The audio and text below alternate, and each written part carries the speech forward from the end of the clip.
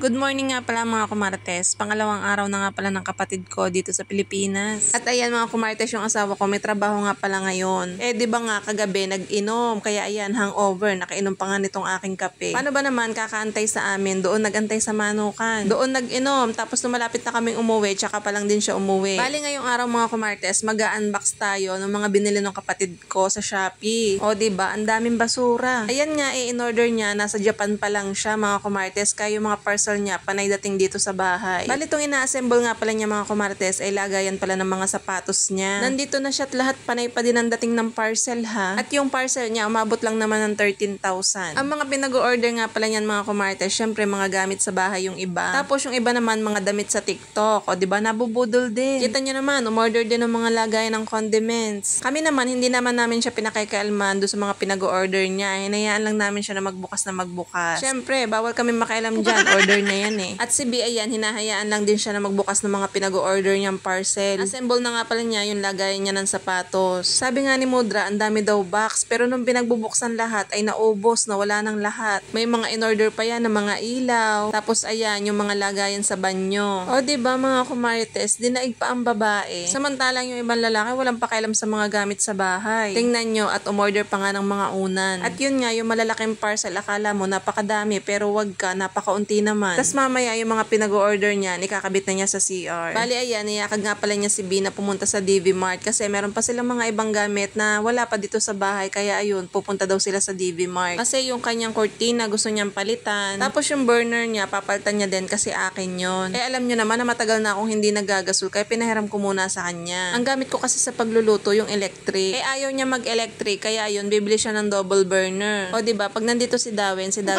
yung boss. Pero wag ka, pag umuwi na si B sa Nueva Ecija, syempre, siya na talaga yung pinaka-boss doon. Syempre, si kapatid, ang trabaho niya ay magiging julalay na lang ni B. Kumbaga, siya yung pinaka-bodyguard, charot. And maya-maya lang, dumating na nga itong dalawa at kita nyo naman, may daladala ng tambo. Ewan ko kung ano pa yung mga pinagbibilin nila. Tapos kumain na nga din pala sila sa labas at ayan, may daladala pang take out si B. Ibinigay na nga sa akin yung burger. Yung burger naman, ibinigay ko kay Kurt. Si B kasi mga kumarites, hindi yan nagkakakain. Minsan sa tanghali lang siya kumakain ng kanin. At ayan, may dumating na namang parcel aray. Sabi sa inyo at nandito na't lahat, padating pa din ang padating ang mga parcel. Tinanong ko kasi kung anong laman. Ay aba, yung panghigop ng whiteheads. Nakyutan siguro kasi may camera. At nung hapon din, nagbukas na nga siya ng mga bagahe niya. Tsara, nakala niyo damit no. Puro chocolate lang din naman ang laman ng kanyang mga bagahe. Merong mga kape, may toyo, may noodles. At yung iba nga dyan ay mga sangkap sa pagluluto. Kami naman ay naandito nga lang sa gilid. At habang nag-unboxing siya dyan at inaayos yung kanyang mga bagahe, ay nag-aamoy kami ng mga pabango din sa tabi. Inaamoy namin kung alin yung mga mabango. At yun nga, nakapili na nga ako mga kumarites at isa lang yung nagustuhan kong amoy. Tapos si Darwin may iniabot kay mama. Ayan, gold nga pala yung lagayan. Sabi namin baka gold din yung amoy. At yun nga, nung in-spray nga ni mother, ito yung pinakamabango. Kaya naman kami nagsigawan dyan kasi sabi namin andaya, nasa kanya yung pinakamabango. Tuwan-tuwa naman siya at naku, baka maagaw pa. Ilan din kasi yung pinagpilian namin pabango wala kasi siya nagustuhan. Ako din naman mapili din sa pabango. Ayoko kasi nung masakit sa ilong. At ayan, pinaamoy pa nga kay B. Sabi nga ni B, mabango nga daw at ayun nga, dinala na nga sa kanyang bahay. Baka daw kasi maamoy pa ni ate, maagawan pa siya. Kanina nga pala yung kanyang mga luggage ang kanyang binuksan. Ngayon naman, ito namang package niya ang kanyang bubuksan. Ito nga ay pinadala niya 1 month before siya umuwi. Kasi ganun talaga daw yun mga kumartes, para pagdating mo dito ay naandito na rin yung package. Sa ibabaw nga pala nito ay yung mga damit niyang makakapal. At ayan, daladala pa rin niya yung jacket niya makapal na sinusuot sa Japan. Sabi ni B, tuwan-tuwa daw siya sa jacket na to. Ito kasi yun mga kumarites. Diba, sa Japan talaga kapag winter kailangan mo ng makakapal na jacket. At ayan, ito na yung laman ng kanyang package. Puro chocolate pa din. Mukhang maraming sasakit ang ngipin niya. Diyos me, yun nung nag-post nga ako nito, ang dami nang hihingi sa akin ng chocolate. Akala mo naman ako yung nag-abroad. Disclaimer lang mga kumarites ha, hindi po ako yung nag-abroad. Kahit po kami ay kapatid laang, ay hindi naman makapal ang aking muka. Nakita nyo ba na ako'y nakikiagaw din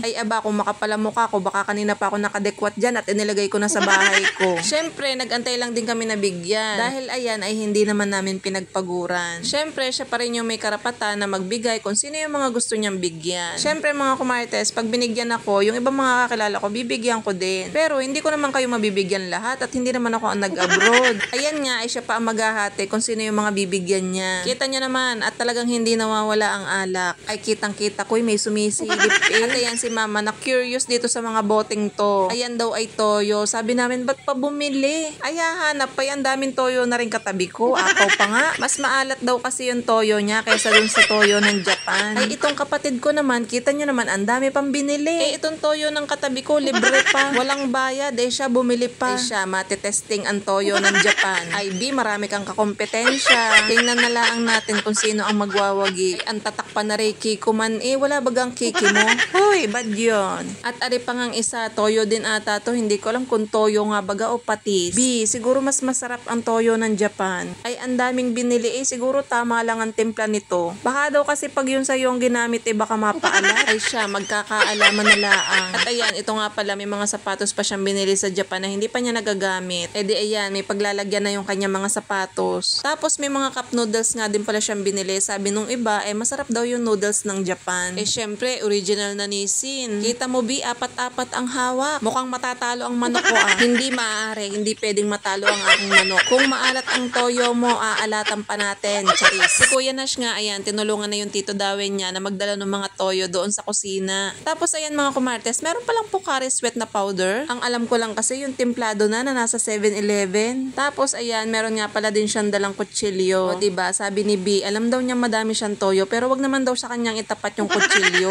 Ay nako, yung aking manok magigilitan pa ata sa leeg. Pero in fairness mga kumartes ha, ang kutsilyo ng Japan eh talagang maganda. Kasi meron din akong ganyan. Bigay nung aking bilas, hanggang ngayon napakatalas. Bali dalawa nga pala yung kutsilyo, tig-isa daw sila ni kuya. Eh kasi 'di ba mga kumartes, si kuya kasi nagtitinda ng mga manok. Kaya gamitin din ng kutsilyo. At ayan mga kumartes, yung mga nasa ilalim nito mga barbell na. Tapos may mga bakal pang laman, ewan ko kung ano yun. Kaya pala sobrang bigat nitong kanyang package kasi may mga bakal na laman sa loob. At meron pa din mga chopstick na dala. At meron nga pala siyang kinakalkal dyan. Bumili nga pala siya ng mga screw na yan. Panggamit naman yan sa pag-electrical. Sabi niya, sa Japan nga daw, mahal nga daw itong ganito. Kaya ayan, kinumpleto na niya. In fairness, wala ka atang makikitang ganito sa atin. Bali mga kumartes, graduate nga pala ng college yung kapatid kong yan. 2 years course lang naman. Parehas nga pala silang nagtapos ni kuya ng electronics sa LSPU. Ako naman ay 2 years course din, food technology naman ako at si ate naman ay caregiver. Halos tapos naman kami lahat, vocational course nga lang. Sa lahat nga na magkakapatid mga kumarites, yan nga palang kapatid kong yan, ang pinakatamad. Sabi sa inyo, sa katamadan niyang pumasok, nag-summer school pa yan. Pero hindi nga naman natin masasabi ang panahon at kung ano ang magiging future natin, ano. Dahil sa magkakapatid, siya yung nakapag-abroad. Kahit puro palakol ang grade niyan, o diba, kita nyo naman, siya yung nag-abroad sa aming magkakapatid. At ayan, pinabidyohan nga pala niya sa akin itong mga dala niya dahil alam nyo na magiging alaala na lang to. Dahil sabi ko nga pagdating ng araw, babalikan na lang niya tong video na to. Ito ay isang alaala ng 5 taon niya sa Japan. Pero malay nyo, pagbalik niya ng Japan, hindi na pagtatrabaho ang puntahan niya, kundi magbabakasyon na lang sila. O diba? Sana tayo din.